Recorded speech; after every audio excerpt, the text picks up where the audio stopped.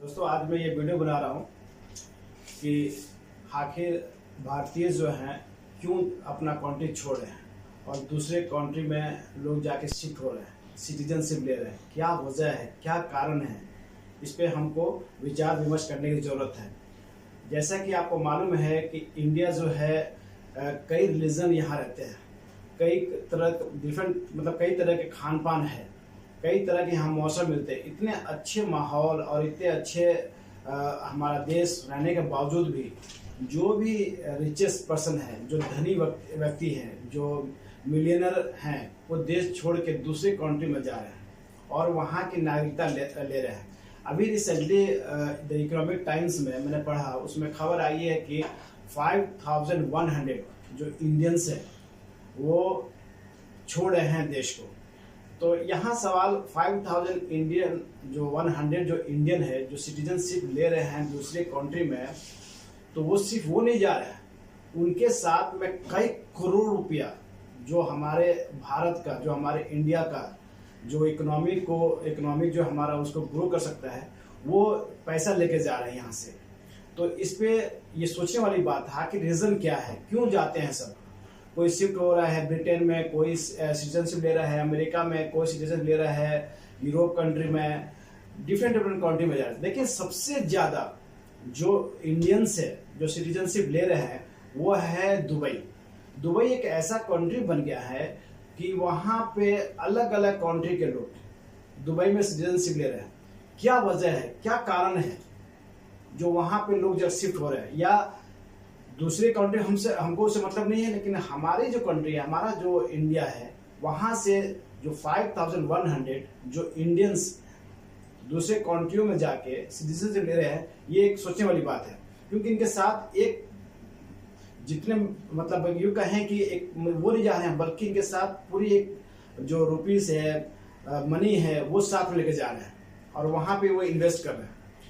एक यदि कोई इंडिया यदि दूसरे कंट्री में सिटीजनशिप लेते हैं तो कम से कम वो अपने साथ 10 करोड़ रुपया लेके जाता है। कम से कम मिनिमम जो इन्वेस्टमेंट है दूसरे कंट्री में सिटीजनशिप लेने का 10 करोड़ रुपया। यदि 10 करोड़ रुपया एक आदमी सोचे तो 5100 इंडियन जो है हमारे इंडिया से शिफ्ट हो रहे हैं दूसरी कंट्री में। एक सर्वे में आया था कि, या यूं कह लें कि हर रोज जो है 500 इंडियन सिटीजनशिप जो है, मतलब थोड़ा सा कम बेस हो सकता है, 498 हो सकता है या 490 हो सकता है, मतलब इसके माइनस पर हो सकता है, लेकिन ऑलमोस्ट एवरेज जो है 500 इंडियंस दूसरे कंट्री में जाके बस रहे हैं, दूसरे कंट्री में जाके सिटीजनशिप ले रहे हैं। तो ये सरकार को सोचने की बात है, आखिर क्यों जो धनी व्यक्ति है इंडिया से निकल रहे हैं, जबकि अच्छा हमारे यहाँ माहौल है, अच्छा रहने वाली जगह है। इसमें से कम 2011 से अब तक जो है तकरीबन 18 लाख लोग शिफ्ट हो चुके हैं, वहाँ की नागरिकता ले चुके हैं। और कम से कम सबसे ज्यादा जो है दुबई में नागरिकता लोग ले रहे हैं, 50 से 55 हजार मोस्टली तो दुबई में है, वो अभी तक लोगों ने ले चुके हैं। और उसके बाद 2024 से लेकर अभी तक जो आंकड़ा है वो आप देखेंगे, 2011 से या 2024 तक आंकड़ा जो आप देखेंगे, कम से कम जैसे हमने बताया आपको 18 लाख इंडियंस सिर्फ 2011 से और 2024 के बीच में लोगों ने 17.5 और 18 लाख के बीच में लोगों ने इंडियन सिटीजनशिप ले लिया है। तो ये सोचे कि 18 लाख सिटीजनशिप यदि वो लेते हैं बाहर, इसका मतलब ये होता है कि एक भारतीय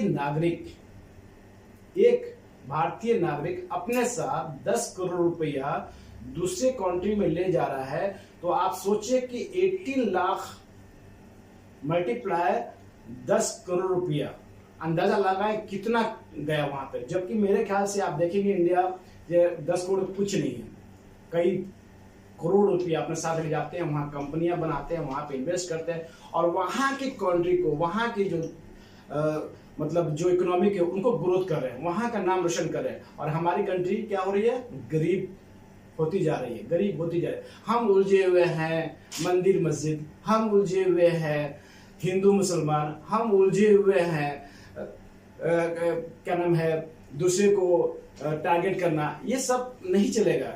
ये सब सोचने वाली बात है। और दूसरी बात यह है कि ये जो भारतीय जो है दूसरे जा रहे हैं, आप सोचे क्या रीजन क्या है, क्यों जा रहे हैं, पता लगाइए, सोचिए क्यों जा रहे हैं। उसका कई रीजन है। एक है फाइनेंशियल फ्रीडम, क्योंकि यहाँ पे जो है आपके पास कुछ पैसे होते हैं, कुछ इनकम करते हैं, तो आपके ऊपर कई तरह के मुश्किलों का सामना करना पड़ता है, ट्रांजेक्शन का प्रॉब्लम्स है। तो एक मसला ये है। दूसरा मसला आपको सुरक्षा नहीं है। सुरक्षा मतलब आपको मालूम चल जाए कि आप पैसे वाले हैं, या आपके पास कुछ करोड़ रुपया आपके पास आ गए, रास्ते में गए कोई शूट कर दिया, घर पे आए लूट के चले गए, या कोई भी जो सिक्योरिटी सिस्टम है वो हमारे यहाँ नहीं है, बिल्कुल नहीं। अभी हम लोग रहते हैं विदेश में, फॉरेन में रहते हैं हम लोग। मैं रहता हूँ करीबन, आप यकीन नहीं करें, मैं 25 साल से रहता हूँ फॉरेन कंट्री में, 25 ईयर्स, और मैंने आज तक फील नहीं किया यहाँ पे जो अमीर है और यहाँ पे जो गरीब है कोई डिफरेंस नहीं है। सब एक होटल में, एक जगह, नमाज पूजा प्रार्थना जो भी है सब एक बराबर। कोई ये यहाँ पे ये नहीं है कि ये बड़ा है छोटा, ऐसा कुछ नहीं है। जबकि हमारे इंडिया में ऐसा नहीं है। हर चीज का अलग सिस्टम है, हर चीज का प्रोटोकॉल अलग अलग है, सिक्योरिटी नहीं है। तो ये दूसरा रीजन है सुरक्षा।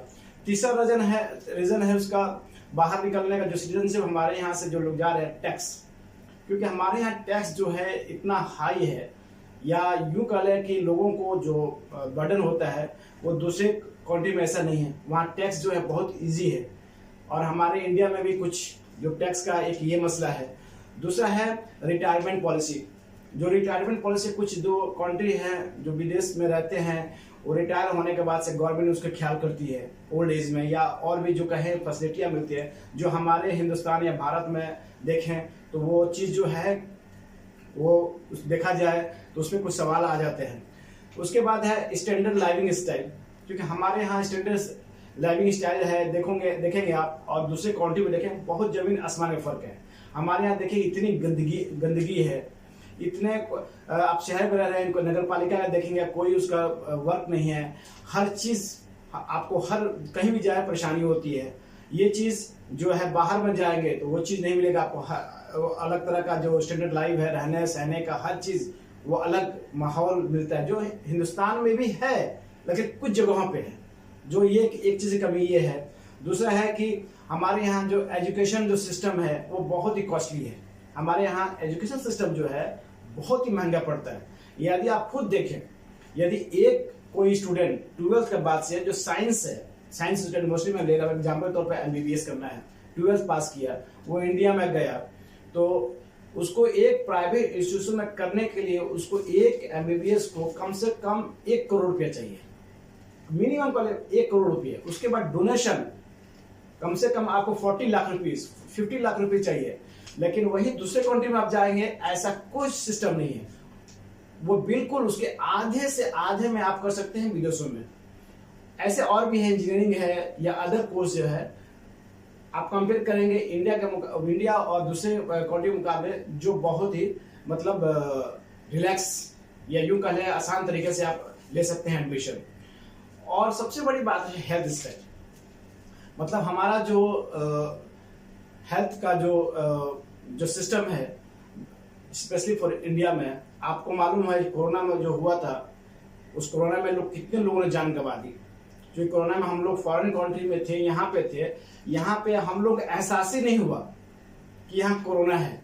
आप डाटा ही देखें, क्योंकि मैं कतर में हूँ, तो कतर में आप देखेंगे कि मतलब कोरोना सब पूरे वर्ल्ड में था, लेकिन कंपेयर करें कुछ एहसास नहीं। लेकिन वही इंडिया में लाखों लोगों की मौत हुई।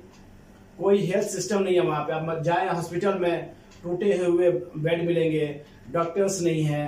प्राइवेट में जाएंगे तो इतने महंगे हैं कि मतलब आप मतलब नहीं दे सकते। गवर्नमेंट हॉस्पिटल का जो हाल है तो आप जानते ही हैं, इसे बताने की जरूरत नहीं है। तो मैं ये कहना चाह रहा हूँ कि क्यों ये चीज हमारे पास, क्यों ऐसा हमारे हिंदुस्तान में नहीं हो रहा है, क्यों हम मिलियनर्स को दूसरे कंट्री में शिफ्ट होने से हम उनको रोक नहीं सकते। ये भारत सरकार जो है इस पर सोचे और गौर करे कि हमारे जो इंडिया सिटीजनशिप है, जो इंडिया से जो सिटीजन है वो दूसरे कंट्री में न जाए और हमारी कंट्री में रहे, क्योंकि उनके जाने का मतलब ये नहीं होता है कि वो चले जाए, ऐसा कुछ फर्क नहीं पड़ता, क्योंकि हमारे यहाँ पॉपुलेशन बहुत ज्यादा है। लेकिन दिक्कत यह है कि वो अपने साथ जो पैसा लेके जा रहे हैं वो पैसा इन्वेस्ट कर रहे हैं दूसरे कंट्री को, वही पैसा क्यों नहीं हमारे कंट्री में रहे, हमारा इकोनॉमिक ग्रोथ होगा, इससे हमारा डेवलप होगा, हमारी कंट्री आगे बढ़ेगी। लेकिन ये कुछ इस पे जो मैं भारत सरकार से मैं आग्रह करता हूं कि वो सोचे, विचार करे कि क्या वजह है और उनको रोके और ऐसी फैसिलिटी दे कि वहां पे क्या नाम है कि वो वहीं पे रुके। जैसा कि आपको, जैसा आप यकीन के तौर पर माने कि हम लोग जो है बाहर में रह रहे हैं, हम लोग फॉरेन कंट्री में हैं, यदि हम लोग यहाँ से जो पैसा कमा रहे हैं कहाँ भेज रहे हैं, हम लोग इंडिया भेज रहे हैं। आपको मालूम है कि फॉरेन कंट्री से कितने यूएस डॉलर इंडिया में जा रहा है, कितना रेमिटेंस हो रहा है, आप देखें गूगल में जाकर सर्च करें, कितने मतलब लाखों डॉलर्स हम लोग कमा के दे रहे हैं भारत को। तब भारत सरकार के जो खजाना है उसमें वो यूएस डॉलर है, डिफरेंट टाइप ऑफ करेंसी है, वो क्या हो रहा है, जमा हो रहा है, या यूं कह ले कि उसकी इकोनॉमिक ग्रोथ में जो इसका परसेंटेज है वो फॉरेन्स दे रहे हैं, जो विदेशी रह रहे हैं वो उनको दे रहे हैं। तो कहने मतलब यदि हम लोग यहाँ रह रहे हैं, हम लोग फिर जॉर्जिया में सिटीजनशिप ले लें, या यूरोप में ले लें, या दुबई में ले लें, या यूके में ले लें, या यूएस में ले लें, तो इससे इकोनॉमिक इंडिया की डेवलप नहीं करेगी। तो ये भी एक पार्ट है इकोनॉमिक जो ग्रोथ करने का। जो विदेशी हैं वो भी जो रेमिटेंस करे, यदि वो बाहर से, फिर इंडिया ग्रोथ कैसे होगी? क्योंकि हम अपने देश से मोहब्बत करते हैं, आई लव माई इंडिया।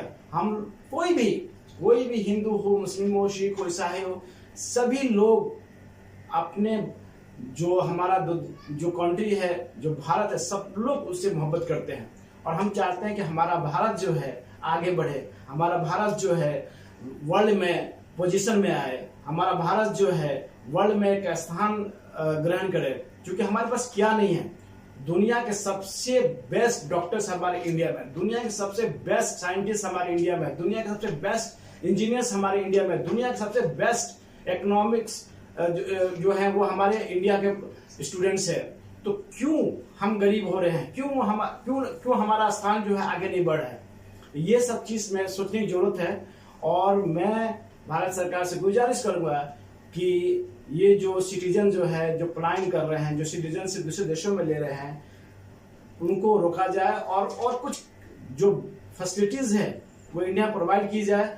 जो कानून है, जो है मतलब ये तो बहुत सख्त जरूरत है कि किसी भी स्टेट में कानून बहुत जरूरी है। आपराधिक किस्म लोगों को जो मतलब जो उसको क्या करना है वो गवर्नमेंट की सोच है, वो उसके हिसाब से चलना चाहिए। मतलब जो रूल्स है, जो लॉ है वो फोर्स होना चाहिए।